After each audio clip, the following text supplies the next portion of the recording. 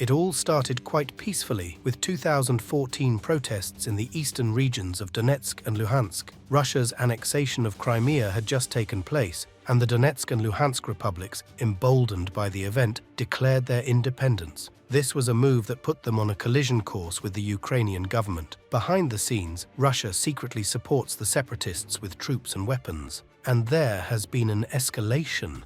The Ukrainian government launched a counteroffensive, triggering the conflict, a clash of ideologies, a struggle for power, and a fight for Ukraine's identity. The stage was set for a protracted and bloody conflict, with Ukraine at the center. To understand the conflict, it is necessary to dig into the past and explore the cultures of Ukraine and Russia. Before the formation of the USSR, Ukrainians were proud of their language and traditions, and Russians were part of the larger Slavic community, and both had their own cultural nuances. During the era of the Soviet Union, these cultural differences were suppressed, and a strong Russian influence permeated Ukraine. The Russian language has been predominant, and political ideologies have aligned with Moscow. However, beneath this veneer of similarity, the differences were bubbling. After the collapse of the USSR, Ukraine embarked on a journey to rediscover and assert its cultural identity. This cultural renaissance has met resistance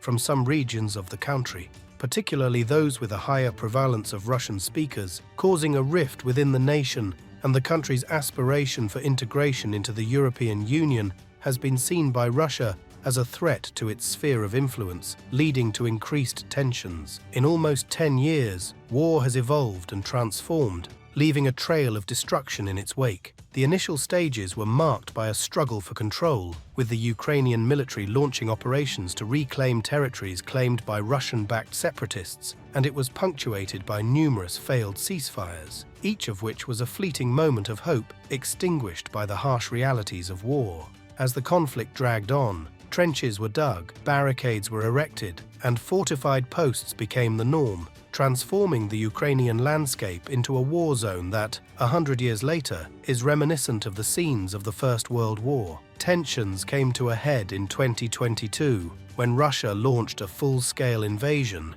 encompassing the war in Donbass into a wider conflict. War is not only fought on the battlefield. A significant aspect of this conflict has been, on both sides, the strategic use of fake news and media manipulation. The power of information cannot be underestimated. It can influence public opinion and even change the course of a conflict. In the war in Ukraine, both the Ukrainian government and Russian-backed separatists have used this power to their advantage. They created narratives that served their goals and used them to manipulate public opinion, both domestically and internationally. Media has been weaponized, with both sides spreading disinformation to confuse, demoralize, and manipulate their opponents and the general public by extending the battlefield into the digital sphere.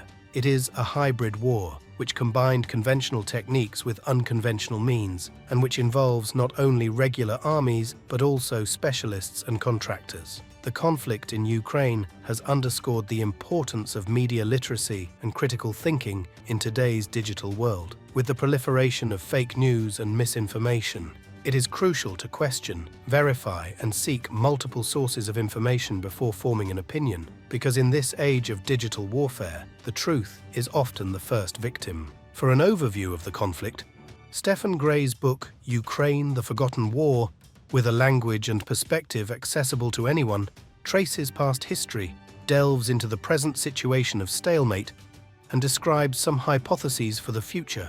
This war has caused millions of victims, including dead, wounded, displaced persons, and refugees, a staggering human cost that unites Russian forces, Ukrainian forces, and civilians on both sides of the physical front line. Gray's book delves into the complex and protracted nature of the conflict, providing a stark reminder of the significant economic and geopolitical consequences of the war. The author also highlights how the ideological clash between Russia and Ukraine has laid bare some exposed nerves in the political balance between the West and Russia, and highlighted some differences in vision between the countries of the European Union. A stark reminder of the devastating consequences of the clash between two cultures, offering a comprehensive panorama of a war that should never be forgotten.